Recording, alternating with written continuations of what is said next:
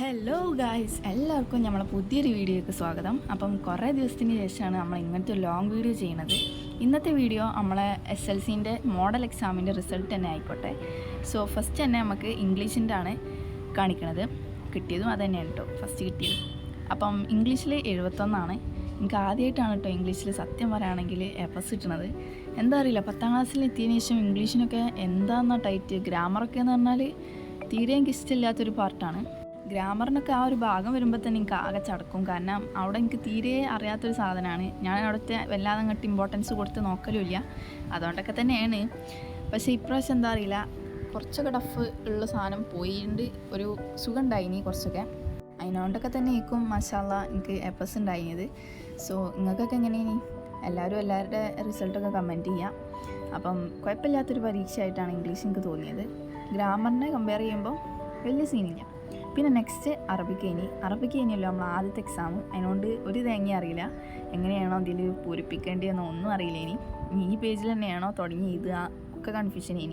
എന്നാലും exam easy ആയതുകൊണ്ട് ആ ഒരു ദിവസം സ്മൂത്തായിട്ട് അങ്ങ് പോയി. അറബി പിന്നെ എനിക്ക് മാഷാല്ലാ ആദ്യം നല്ല സുഖമുള്ളൊരു സബ്ജക്റ്റ് അതിനോണ്ട് 37 ഉണ്ട്. പിന്നെ നമുക്ക് തർജിമ ചെയ്യാനുള്ളൊരു ക്വസ്റ്റ്യൻ ഉണ്ടായിനി. അതിൽ ഞാൻ അറബി മലയാളത്തിൽ എഴുതി. പക്ഷേ മലയാളത്തിലോ അല്ലെങ്കിൽ ഇംഗ്ലീഷിലോ എഴുതാനാണ് സേർ അതിൽ ചുവന്ന മഷി കൊണ്ട് എഴുതിയത്. പിന്നെ ഗൈസ് കെമിസ്ട്രി, ഞാൻ അത്രക്കും ടഫാന്ന് പറയാനുള്ളൊരു സബ്ജക്റ്റ് ഉണ്ടെങ്കിൽ അത് കെമിസ്ട്രി തന്നെ കാരണം. പക്ഷേ ഞാൻ എങ്ങനെയൊക്കെ ടഫാന്ന് പറഞ്ഞാലും എങ്ങനെയെങ്കിലുമൊക്കെ എനിക്കൊരു A ഗ്രേഡ് ഉണ്ടായിനി, കെമിസ്ട്രി ആയാലും ഫിസിക്സ് ആയാലും ഒക്കെ. പക്ഷേ എന്താ അറിയില്ല, ഇപ്രാവശ്യത്തെ കെമിസ്ട്രി ഈ ഒരു അഡീഷൻ ഷീറ്റ് തന്നെ ഞാൻ വെറുതെ വാങ്ങിയാണ്. കാരണം അതിൽ ഒറ്റ മാർക്ക് പോലും ഇല്ല.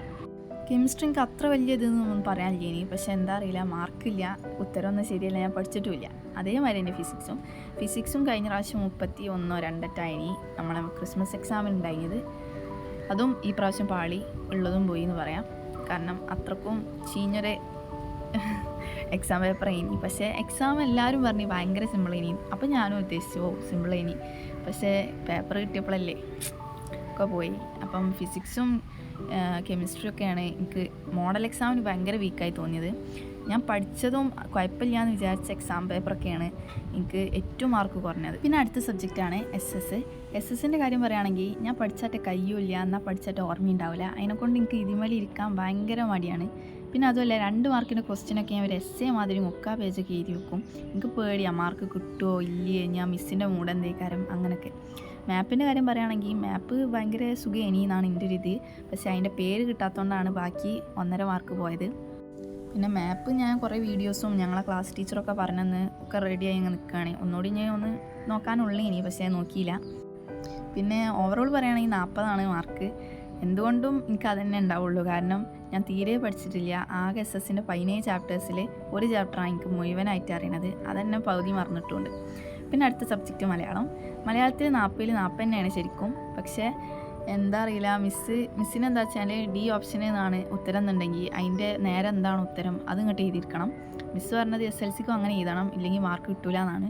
സോ അങ്ങനെ എഴുതാത്ത കുട്ടികൾക്ക് മാർക്ക് കുറച്ചാണ്, ഇട്ട് തരില്ല. കാരണം SLCക്ക് നിങ്ങൾ അങ്ങനെ എഴുതണ്ട വിചാരിച്ചിട്ടാന്നൊക്കെയാണ് പറഞ്ഞത്. ഇപ്പം എൻ്റെ 3ാമത്തെ ക്വസ്റ്റ്യൻ അല്ലാണ്ടില്ലേ D എന്ന് എഴുതിയാണ്, പക്ഷെ ഉത്തരം അത് തന്നെയാണ്. പക്ഷെ അതിൻ്റെ നേരെ അതിൻ്റെ ഉത്തരം എന്താണ് ഓല് തന്നിട്ടുണ്ടാവില്ല, അതിൻ്റെ ഡെഫിനിഷൻ അത് എഴുതാത്തതുകൊണ്ടാണ് ഒരു മാർക്ക് പോയത്. അപ്പോൾ ഫുൾ മാർക്ക് തന്നെയാണ്. ആ ഒരു മാർക്കും കൂട്ടുകയാണെങ്കിൽ മലയാളമൊക്കെ പിന്നെ സിമ്പിളായതുകൊണ്ട് അതൊന്നും കുഴപ്പമില്ലാതെ എക്സാം നല്ല സുഖം ഉണ്ടായിനി. അടുത്തത് ഹിന്ദിയിൽ പറയുകയാണെങ്കിൽ ഞാൻ വിചാരിച്ച സുഖം എന്ന് വിചാരിച്ച അതും A+ ഉണ്ടാവും അല്ലെങ്കിൽ A ഗ്രേഡ് ഉണ്ടാവും എന്ന് വിചാരിച്ച എല്ലാ സബ്ബിലും എനിക്ക് എൻ്റെ അടിക്ക് പോയിക്കണ്. എന്താ അറിയില്ല, എനിക്ക് കാര്യം മനസ്സിലായെന്ന് വെച്ചാൽ ഞാൻ തീരെ ചാപ്റ്റേഴ്സ് നോക്കിയിട്ടില്ല. കഴിഞ്ഞ പ്രാവശ്യം മാർക്കുള്ള ചാപ്റ്റേഴ്സ് ഞാൻ തീരെ ഈ പ്രാവശ്യം നോക്കിയിട്ടില്ല. അതുകൊണ്ടൊക്കെ തന്നെയാണ് എനിക്ക് ഈ പ്രാവശ്യം മാർക്ക് നല്ല കുറഞ്ഞത്. ഹിന്ദി ഞാൻ പറയുമ്പോൾ നല്ല ഡിസൈനൊക്കെ ആക്കി എഴുതി മിസ്സിനൊന്ന് ഇമ്പ്രസ് ആക്കാൻ വേണ്ടിയിട്ട് പറഞ്ഞിട്ടെന്താ മാർക്ക് കണ്ടൻറ്റ് ഇല്ല, ഞാൻ മാർക്ക് കിട്ടില്ലല്ലോ. അപ്പം ഹിന്ദിയിലാകെ 25 ഉള്ളൂ. മാർക്ക് ഞാൻ അങ്ങ് പറയണമെന്നില്ലല്ലോ, നിങ്ങൾക്ക് കണ്ടാൽ തന്നെ അവർ വെച്ചിട്ടാണ് ഞാൻ പറയാത്തത് കിട്ടും. ഹിന്ദി നല്ലോണം നോക്കാണ്ട്, കാരണം എനിക്ക് അത്രയും ചാപ്റ്റേഴ്സ് അറിയാത്തതുണ്ട് ഹിന്ദിയിലൊക്കെ. ഏതായാലും ഇൻഷാല്ലാ SLCക്ക് നോക്കണം. പിന്നെ അടുത്തത് കണ്ടാൽ തന്നെ മനസ്സിലാവുമല്ലോ, ബയോളജി എനിക്ക് നല്ല ഇഷ്ടമായി. എന്താ അറിയില്ല, 10ാം ക്ലാസ്സിലെത്തിയതിനു ശേഷം എനിക്ക് ഭയങ്കര ഇഷ്ടമാണ് ബയോളജി. പ്രത്യേകിച്ച് ആ ഒരു 5ാമത്തെ ചാപ്റ്ററൊക്കെ തുടങ്ങിയ ആ ഒരു ടൈം മുതൽ, 4ാമത്തെ കീമോ റിസപ്ഷൻ ഇൻ ഓർഗാനിസംസ് എന്തോ ഒരു ഓർഗാനിക് എന്നെ തോന്നുന്നു. ആ ഒരു ചാപ്റ്റർ മുതൽ എനിക്ക് എന്താ അറിയില്ല ഭയങ്കര ഇഷ്ടമാണ്. ഞാൻ ഭയങ്കര ഇഷ്ടമായി. എനിക്ക് എല്ലാവർക്കും പറഞ്ഞു കൊടുക്കാനും ഭയങ്കര താല്പര്യമായി തുടങ്ങി. പിന്നെ അതാ ഈ ഒരു ഡാർവിനിസത്തിനെ പറ്റിയിട്ട് എന്തോ ഒരു ക്വസ്റ്റ്യൻ വന്നിനി 15ാമത്തെ ക്വസ്റ്റ്യന്. അതിൽ ഞാൻ ഒരു എസ്സേ മാതിരി എഴുതിയാണ്. എന്നിട്ട് അതിന് 1 മാർക്കാണുള്ളത്. കണ്ടൻറ് ഇല്ലാഞ്ഞിട്ടാണോ എന്താണെന്നൊന്നും അറിയില്ല. കുഴപ്പമില്ല, ഏതായാലും 36 ഉണ്ടല്ലേ പ്ലസ്, അത് മതി. ഇനിയിപ്പോൾ മാർക്ക് കൂട്ടാനും നിൽക്കണില്ല, കാരണം മോഡൽ എക്സാമാണ്. ഇതിൻ്റെ മാർക്ക് ഇനി ഓടിയും ആരും കാണാൻ പോകണില്ല, ഇത് പെരയെടുത്തേക്കാളും. ഇനി അടുത്തത് മാത്സിൽ എ ഗ്രേഡ് ഉണ്ട് അൽഹംദുലില്ലാ. അതിൽ ഞാൻ ഒരിക്കലും വിചാരിച്ചിട്ടില്ല എനിക്ക് എ ഗ്രേഡോ അല്ലെങ്കിൽ അതിൻ്റെ മേലക്കോ ഉണ്ടാവുമെന്ന്. എ ഗ്രേഡ് തന്നെ കിട്ടി, അതിൻ്റെ ഭാഗ്യം. കാരണം ഞാൻ SS-ൻ്റെ മാതിരി തന്നെ അതിനേക്കാൾ ലോ ലെവലിൽ വിചാരിച്ചൊരു പരീക്ഷ ഇനി മാത്സ്. കാരണം മാത്സിന് വലിയൊരു സുഖമില്ല, എഴുതിയതാണെങ്കിൽ ഫുള്ള് കൺഫ്യൂഷൻ. ഇതന്നെയാണോ ശരി, ഇനിയിപ്പം ഇങ്ങനെയല്ലേ, വേറെ വഴി ഉണ്ടോ ഇത് കാണാൻ, അങ്ങനൊക്കെ ഒരു കൺഫ്യൂഷൻ ഇനി. കുഴപ്പമില്ല ഇനി. പിന്നെ ഇത് ഞങ്ങളെ ക്ലാസ്സർ തന്ന ഒരു ഇമ്പോർട്ടൻറ്റ് സാധനമാണെന്ന് പറഞ്ഞ് എഴുതി തന്നാണ്. എന്തായാലും മറക്കാതെ നോക്കി ക്വസ്റ്റ്യൻസൊക്കെ ചെയ്തു പോകണം പറഞ്ഞതാണ്. ഇപ്പം മോഡൽ എക്സാമിൻ്റെ റിസൾട്ടിൻ്റെ ഒരു ഓവറോൾ നോക്കുകയാണെങ്കിൽ എനിക്കിപ്പോൾ 4 A+ ആണ് കറൻ്റ്ലി ഈ ഒരു എക്സാമിനുള്ളത്. ഓൺ എക്സാമിന് എനിക്ക് 3 A+ഉം ക്രിസ്മസിന് 4 A+ഉം ഇനി. ഇപ്പം എനിക്ക് കിട്ടിയ A+ എല്ലാം, അതായത് ഈ 3 ടേമിനായിട്ട് നടന്ന പരീക്ഷകളിലെല്ലാം എനിക്ക് A+ അങ്ങോട്ടും ഇങ്ങോട്ടും വിഷയങ്ങൾ മാറിയിരിക്കുന്നത്. അപ്പം ഇപ്പോൾ ഉള്ളത് മെയിൻറ്റെയിൻ ചെയ്തുകൊണ്ട് ഇനി ബാക്കി ഇല്ലാത്തതിന് വാങ്ങണം എന്നാണ് താല്പര്യം. ഇൻഷാ അല്ലാ ഫുൾ A+ തന്നെയാണ് എല്ലാ കുട്ടികളെയും പോലെയും എൻ്റെ ആഗ്രഹം. അറിയില്ല നടക്കുമെന്നൊന്നും. ഇപ്പം ഞാൻ ഈ എഴുതി കൊണ്ടിരിക്കുന്ന ചെക്ക് ലിസ്റ്റ് പോലും ഇന്ന് എനിക്ക് കംപ്ലീറ്റ് ചെയ്യാൻ കഴിഞ്ഞിട്ടില്ല. അത്രക്കും മോശമായിട്ടുള്ളൊരു മെൻ്റൽ സ്റ്റേറ്റിലാണ് ഇപ്പോൾ ഞാനത്. അപ്പം നിങ്ങളൊക്കെ റിസൾട്ട് എന്തായി എന്ന് പറയാം.